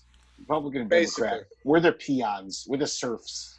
Yep. Of this world, slaving away. So, Greg, what's your solution to all this? Oh, that's Greg, so easy. I need you to keep working at Burgerville. And just Burger flip City. those fucking burgers and stop complaining. I know. And vote blue no matter what. You need to vote for Joe Biden no matter what. I don't give a shit that your life hasn't improved. You need to vote for Joe Biden because Trump. I'm sorry, any Republican would not be better for my life as a poor guy. I've seen it in my lifetime. They never pass laws that are like, hey, we're going to expand this welfare program or social program. I've never seen it happen. I'm not saying the Republicans actually put together the precursor to the welfare state way back in the day. Back in what day? Back in the American day. 2,000 years ago? Not that long ago. We didn't exist then. A billion years ago? A billion years ago, the Republicans were in charge. When the earth was a spinning mass of magma. Just to give you an example of this, Nixon was in favor of a universal basic income, which passed the House and didn't pass the Senate because of Democrats. Is this true? How could I have not heard Check this? it out. I will. YouTube it. I do know that Nixon was actually like one of the decriminalized during Nixon. Okay, see this then amazing Google documentary. it. I'll Google it, or I'll tweet it, or I'll Facebook it. But Nixon actually made it decriminalize the heroin thing. That's when all the methadone clinics came up, and it totally succeeded. Crime went down, and all these. Who did that? Nixon. But then it was Reagan who made the whole war on drugs, which turned it all around. Nixon was just we got bigger fish to fry. Fuck, we don't want to deal with all this crime because all these junkies are stealing people's TV sets. Give them their methadone. Who gives a shit? Why clog up the jails with junkies? Give them their methadone. It worked amazingly well. Until they got addicted on methadone. That doesn't really happen. What do you mean it seems doesn't like happen? It works. It absolutely happens. Methadone's more addictive than heroin. I've never heard of a methadone addict they don't breaking into a house. They don't get a great high out of it. Let's put it that way. Right? Yeah, they don't break methadone's into houses. free. That's why they don't break exactly. into houses. I'm just saying it's still it's a really addictive drug. Is my point. Yeah. But it's free, and so you don't have people robbing people and mugging people to get money to pay for their illegal habit. So it was a good solution. So it still comes down to why are they doing the drugs that to that extent. You know, because they're miserable. what is it? Why are they miserable, Greg? Because most people are in this world. It's So most how people can have a that pretty raw change? deal. How can I that don't know. change? How can we Uh, change the misery? Bernie Sanders. Bernie You can't. Sanders. You can't. You can't change the misery. No, you can. You can have a No, you religious. can't. I think Here's that's the the next thing. T-shirt slogan, Greg.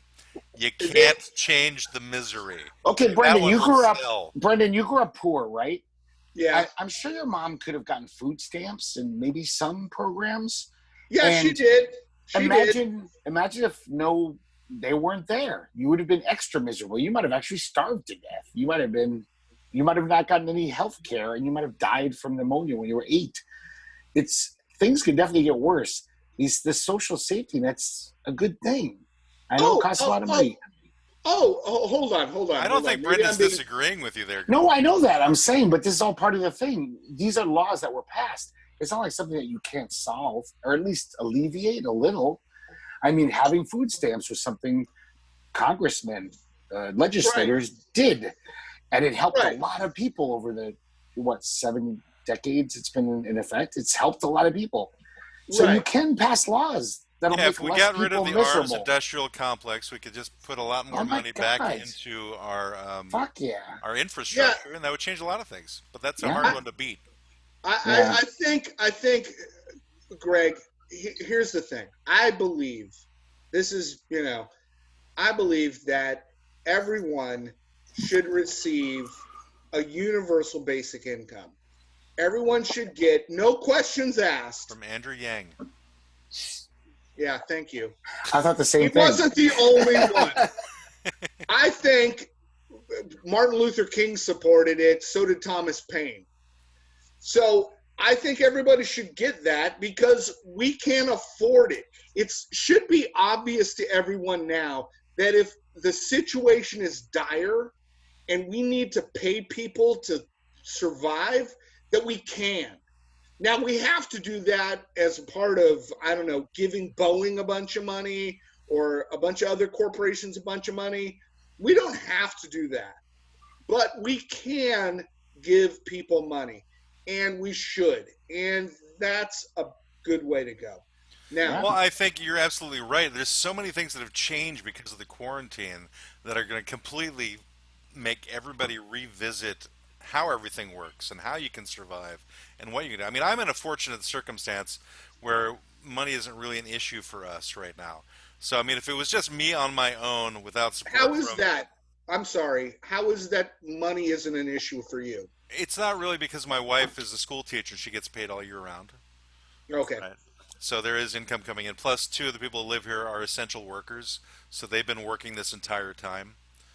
So, and they pay rent, so that brings an additional income as well. You Right. Okay. So charge your that's, children rent? oh yes, You it's should. it's called. If you don't want to pay it, you know where the door is, and I need to talk to my son about that. find another place to live if you don't like it. But this is at least will get you trained up on how to deal Yeah. with landlords. Because we had one kid who did move out and he got evicted and he wanted to move back in. I'm like, there's a reason why I kicked you out because you were pissing me off. I'm like, but if you're going to come back, these are the rules. So it's that simple. I mean, I wish my parents had done that to me, really, if they had charged me rent, and I would have been at least a little better at money early on in my life, and I gotten a better grip on it without Yeah. any real instruction on how to handle it whenever That's I had it. that's not very liberal of you. From a current what liberalism means. I was going to say, and who said I was a liberal again? Yeah, Matt never said he was a liberal. I'm more of I'm a, just I'm more socially liberal and fiscally conservative. So that's okay. I was just generally pointing it out for the listening audience. listening audience. If you couldn't figure that out on your own, Brendan helped you solidify your point of view about me. All right.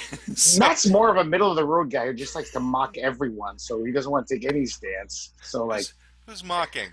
you will have So to mock. I take everything seriously. So Okay, I don't you know. were saying something. I guess I'm just trying to understand where on the spectrum I stand.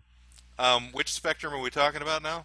Because we talked about spectrums a few episodes back. Yeah, Let's not go back there, please. Not that spectrum. I forget what I said. Never mind. Go Well, on. the way it Please works, tell if us you about read your kids. politically, so basically you have to look at politics, sort of, say somebody's on the left or on the right, as an unclosed oval. So you have, at one section, you have like fascism on the far right, and as you move to the left, you get to the center, where there's Democrats are. But then it starts to curve around a little and go all the way back to communism, which is a very close friend to fascism, but one is very, very far right, one's very, very far left. They're not connected, but they're close, and so it's basically those I extremes. think that's a misnomer, though. Like, I don't think Joe Stalin had a liberal bone in his body. He was a complete and utter fascist. Well, I'm tried to talking crush, more about like even though he was Lenin. considered I'm left. talking 'cause about he was Marxism and Leninism. Lenin was pretty bad too. He just didn't live long enough to show his true colors. I mean, those guys did believe, like, yeah, the people have to be led. We don't really believe in freedom of speech. All right, We well, know let's what's just go best. straight Marxism then, in terms of that perspective and that type of anarchist point of view. I would say the far right and far left on that spectrum. Ideally, what's more closer to what Marx wanted is like the social democracies in like Finland and Sweden, where they're like, yeah, everyone should be fed, everyone should have health care. Brenda just wanted to know where he fit on there, so go tell him, Greg. He's basically like, he's better than Hitler. Better than Idi Amin. Oh, that's great. He's definitely better than Idi Amin. That should be sure. where we end this particular episode. Brendan's Is that Brendan is better than Hitler? I'm kidding. I'm better than Brendan Hitler. is not. Yes. I think Brendan's very in the center. Brendan sees both sides, and he's very willing to like converse with both sides. And that's a good thing. I think he tends to have a libertarian perspective, but it's not too colored by the psychosis. Libertarian can be very liberal sometimes. Right, but they're more of like a faction within, the right. They're wild cards. Left. You're right. Yeah. They're like wild cards. You never know, because some libertarians are just like, I want the freedom to be able to run roughshod over everyone else and pollute things. Yeah. Like, corporations should have the right to dump plutonium somewhere. There's those kind of pro-business libertarians, but then there's all the great libertarians who, for decades, have been like, fucking legalize pot. So have we actually done? We can't smoke pot. Have we done our client? No. There's all the great libertarians that wanted to legalize pot and really play a lot of Dungeons and Dragons, and I definitely fall into that category. And that was Johnson, because he was the CEO of like a pot company. So I want to say on the spectrum, Brendan is chaotically neutral with 16 hit points of Constitution awesomeness. of 7. Yeah, that is so awesome, Greg, because I've been indoctrinating my wife and my child into Dungeons and Dragons. They actually play every Thursday night. I'm calling Child Protection Services, Brendan. That sounds horrible. You should. And we spent a whole bunch of time doing like character alignment, and I was explaining it all to them, and we did a whole bunch of that. And I showed them, and I took the test with them, and I said, "Look, I'm chaotic neutral." And then we looked at all the different like. So you were on it, Greg. Wait, I guess you really are chaotically neutral. Right. Wow. That's why I wanted to validate him and said he was 100% right. That's hilarious. I'm a genius. I'm a dungeon master. You are a genius on the spectrum. So I'm a DM. This has been a quite interesting podcast we've done today. So have we done our client justice? Have we I don't think so. Revolution in the air? We've talked about revolution in history definitely more. In the air. It is, and we really didn't. I think we talked about. Well, this revolution. is probably our more serious one of our podcasts. We have to lighten things up for next week. Yeah, I think each one of us should have a closing argument or closing statement relative to the client. Okay, well, go ahead, start since it's your idea. Oh, great. He wanted us to talk first so we could think of something. Oh, we planned this. Yeah, fair enough. I have my closing arguments all lined up in front of me. Fair enough. Greg busted me on that again. I got it. So I'm going to go back to the point of, obviously there is a huge amount of discord in the country. And a lot of that is focused on race. And while I feel that race is definitely an issue and it must be addressed, and the problems with our police forces must be addressed, I don't think that that is the essential core of the problem. I think if we could solve in this country the problem of economics, and the true revolution is how do we get the boot off of the neck of people who are struggling at upper middle class income levels to make ends meet day after day. If we can kind of figure that out, I think a lot of the problems that we see will vanish. So I think that the problem is the revolution is economics, not race. Okay. Where'd Greg go?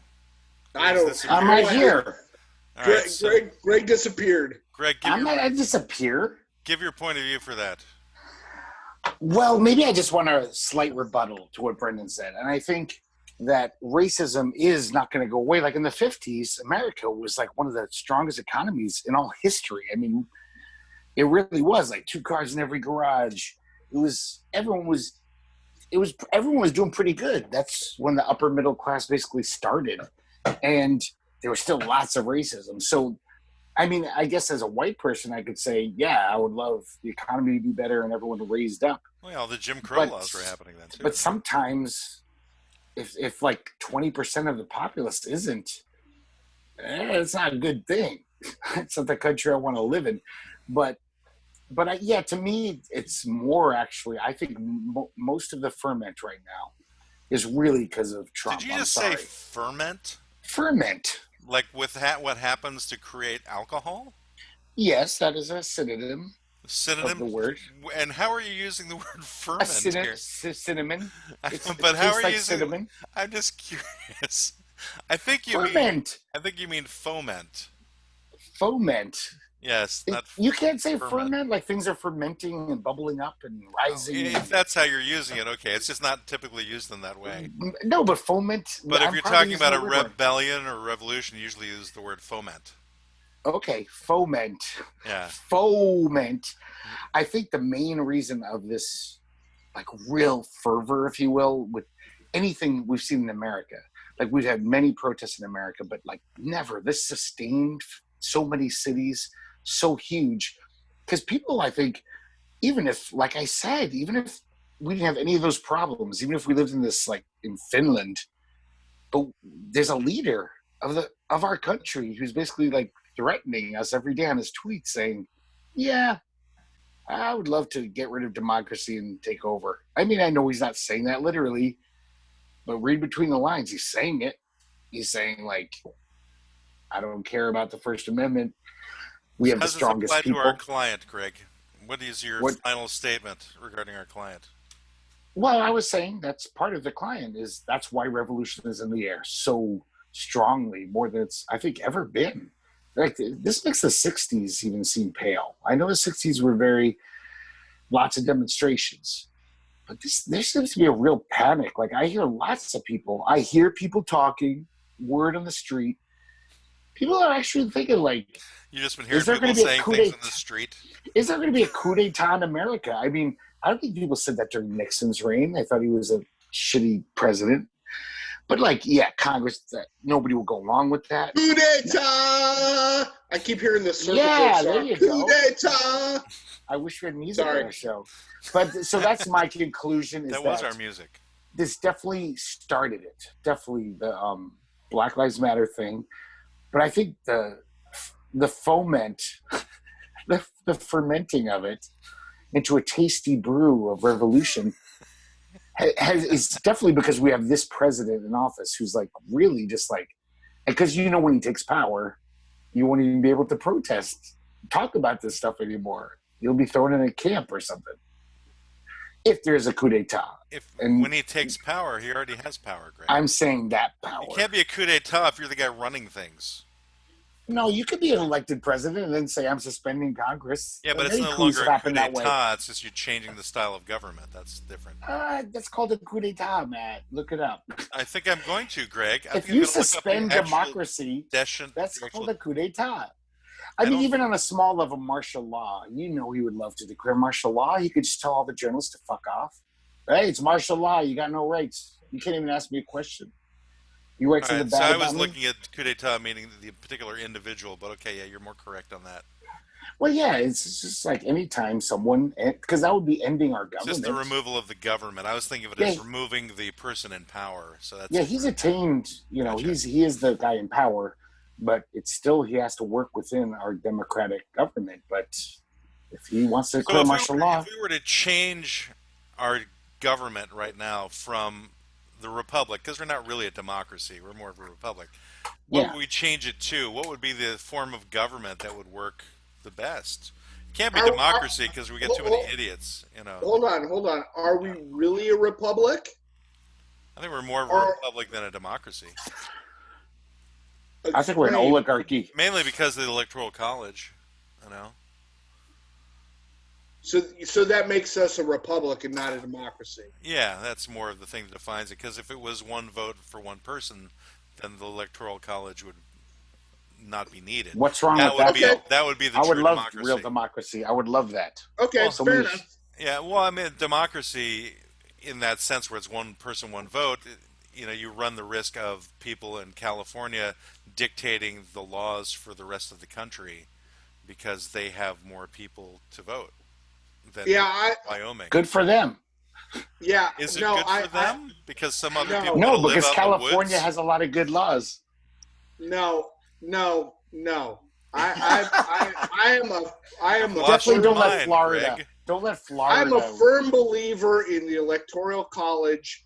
Maybe it could be tweaked to make it better, but I don't believe that in any logical system that the majority viewpoint rules because Because minorities if get the shaft. the Often. minorities get the shaft, and Yeah. that doesn't necessarily isn't based on race. If we look at the last election, the states that Trump won weren't necessarily black states, but they were disenfranchised white voters. And they should have a voice, even if it means electing a fucking goober douchebag. But is it fair that like South Dakota has 2 senators and California has 2 senators? So the Senate that's unfair. That Well, like maybe to oh, make there's things. millions of If you want people like fairness, this. Greg, if you want true fairness, then we need to break up all of the states that have the same amount of population. If you were No, looking for And fairness. relocate them. Greg, No, just gerrymander the whole country. Greg, your point is valid, in that, but that's not the electoral college. Your No, point, it's not. I'm saying just in general.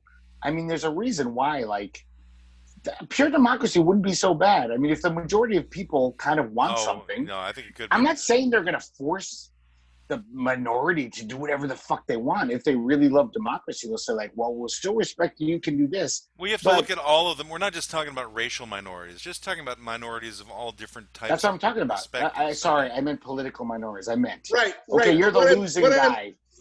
what- You're the to losing go back to party. your- We're not going to like put you in a camps or tell you to shut up. This is a democracy, so you can still talk and still be in our Congress if you got enough votes. But the majority of Americans, want this to happen. They don't want to go to war in Iraq, for example. If we could have Right. voted for that, 70% of Americans were like, I don't want to go to start a war. That would have been a good thing, I think. It's like, yeah, 70% of Americans think it's dumb. Maybe it is dumb. I mean, Maybe we just take away Congress entirely and leave every vote up to the American public. we might be able to do that with the internet now. That's the weird thing. We could have pure democracy. No. No. The last thing we need, majority rule does not work in an insane asylum.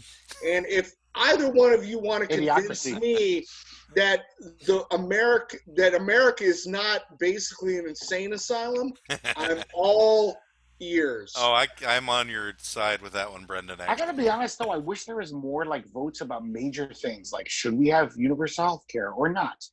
I think we should have more elections that are just like America's voting on I this. What do think you Brendan think? has a point, though, Greg. The Oh, he majority of does. Americans are nuts. No, I know Right. that, but the Well, wait. majority Well, of take Americans are okay. smart Take enough. if you know. No, you're wrong. Take that thing that you just said that you know, and say Yeah. the majority of Americans are nuts. You can't rely on them to vote sanely. No, but you remember when Obamacare, when Trump came in, all these Republicans who told red state people who hated Obama, they'd be like, but once they got Obamacare, they loved it. There'd be these town hall meetings in red states where they'd be like, they wouldn't call it Obamacare because they liked it. They would call it, I can't say that what's they the, loved it so much because I was like a major platform and they got Trump elected. it was amazing. Yeah, until they realized they didn't have it for that long. And once they had it, No, they still they want were him to like, get don't rid take of it it. away. Trump He's was still trying to get rid of it. he's still trying to get rid of it. I know he is because he's a Yeah. rich fuck who doesn't give a shit about anyone, but people liked it. People want health care, All right, no matter if you're Republican or we've gone on Democrat. to a healthcare tangent now. Let's just get back to ending the show. Okay. Well, So, Matt, you still haven't actually given us your well, I was conclusion. waiting for you to finish your statement. No, we were all debating topics, but don't blame it on me. Fine, go. All Right, right, Matt. if I have to Matt, stop it's blaming things on you, this show ends. I right, know.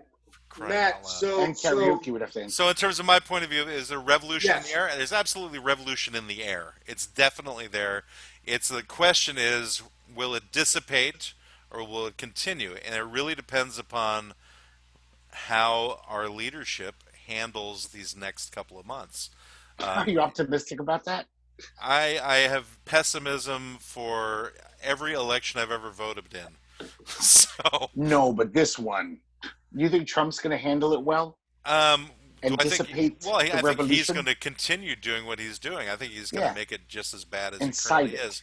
Yeah. But there's also the other thing to look at is that it's being incited in other areas too. It's not just through him. There is a system in place which maintain. That's where the whole term systemic racism comes from. Also, is Yes. there are systems in place which cause these things to go forward, not because of anybody specifically being racist, but because of the nature of how things were designed to cause that to occur. But again, it's not just Black Lives Matter. It's not just racism. It also has to do with all the various different other human rights violations. There's a big movement right now on the right, which I'm not necessarily disagreeing with, about a huge pedophile rings going on. Like if those are legit, hey, take them down, shut them down. It's not necessarily something we got to make our main focus, but it's something of concern. Another major concern is still the Me Too movement and women being sexually abused, and that needs to also be taken under control. And people think that they have the right to do that to other people based upon their gender. That's another thing that needs to be taken into a major perspective as well whenever you look at all this stuff. So there's like mini revolutions that are all happening specifically, I mean, even about freaking wearing masks during a quarantine, where there's its own revolution happening, right? There's Oh, so yes. many different, and it's not just the left that's revolting, it's the right that's revolting too. It's revolutions on all sides. It's what's taking place. The only place it's not really happening is in suburban homes. It hasn't quite got there yet in full force. They haven't quite seen what's been going on in the downtowns of the various different cities. They've heard of it and they've closed their eyes to it to quite a large extent. So whenever that finally happens, when the breaking point finally hits full suburbia, and I'm talking to like white upper middle class, is basically what I'm talking about. When they finally start feeling the effects of it, then you'll see a full bore revolution taking place. But until that time happens, they're going to kind of be happy with the status quo because they're still able to get their food.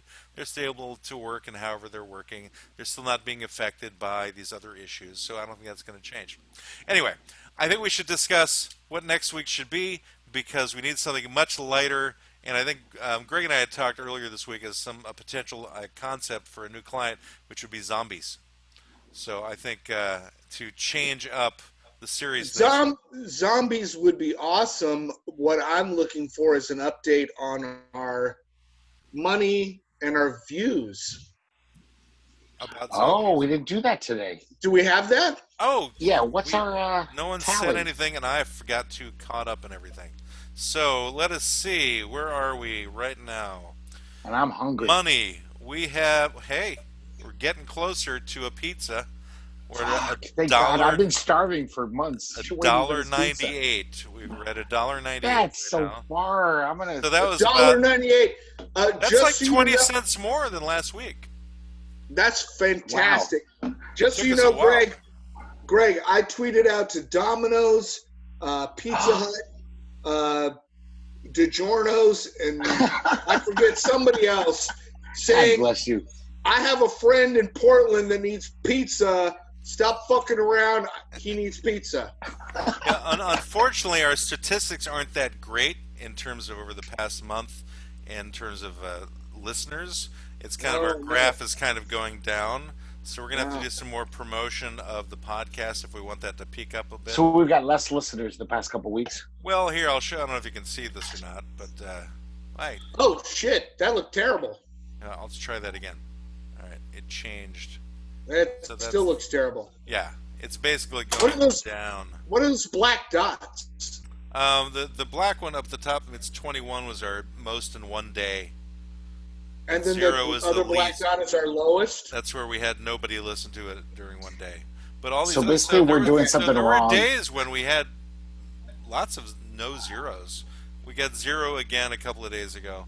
So yeah, I know I haven't promoted as heavy recently, and I was doing that. So I'm gonna see if I can still figure out Reddit to make that change. But if we want to look at the plays of the individual episodes, so we've had 14 plays from last week for the television versus movies. It actually was more than I was expecting. Sex Sells is kind of stagnating. It's only 21 people, 21 plays of that. That's weird. Idiocracy is kind of moving up. It's definitely past all the others except the first one. It's at 39 plays. And Ethnic Foods is still number one at 49. But Idiocracy is now seems to be moving up. So, this gives us a little bit of an idea of what people are paying attention to. Song Lyrics on Trial, still 28 plays. And Most Useful Inventions, Part 1, 33 plays. Part 2, 35. So, Okay. television versus movies. I have a feeling this particular episode might catch people's attention, or not. Yeah, But, I don't know. I can't. I mean, it wasn't that fun. It was, it was a little pedantic at times as I'm like reading off, well, not reading off things, but stating things from history, which some people probably will go, oh, thanks, I'm going to take a nap and go to listen to like a real history channel if I want to hear your pseudo history, buddy. And then, we went off on our various different rails that we normally do. So, was that all the information that I needed to cover, Brendan? Did I forget anything? No, I just wanted an update on the money. Okay. And so you've been putting stuff out on Twitter? Yes, and this next week I'm going to do a bunch more. Okay. I think with this particular episode, you can start hitting different civil rights organizations. Yes. No, I've kind of been waiting for this one, and then I'm going to start spamming it out. That's right. Send it to everybody, left, right, center, all the think tanks, whatever they tweet. Give it to them. Definitely send it Absolutely. on to Trump's tweet because he'll appreciate this one as well. And Yeah. Oh, I'm perhaps sure. we might never see each other again. An If- unmarked if- minivan. Depending with upon a the truck. results. If I disappear, just know that I did it for the, I did it for the cause. Did it For the pizza. revolution. Did it Yeah, for the That's pizza. in the air. I did Well, it for the apparently pizza. the federal agents have for mostly gone out of Portland in the last 24 hours. So no more kidnappings as far as we know will be happening. Anyway, so let's just end off. It is an end of a show, whoever's listening, and we'll see you next time. Oh, as a And it's the end reminder, of our country. it's not a reminder, but for those who are listening, there will not be an episode of this podcast recorded on August 12th, as I will be out of town and not really near any internet access. So that is unfortunate, but So please tune in for me and Brendan's podcast. Well, if you guys Why wanna Matt do it. is so annoying. Now you We're can starting a new you podcast. say that to me to my face. Why do you need a separate podcast? You just don't want me Qui- giving you an You're opposing right. view. All right. Why we hate quibbling. Yeah, shut up.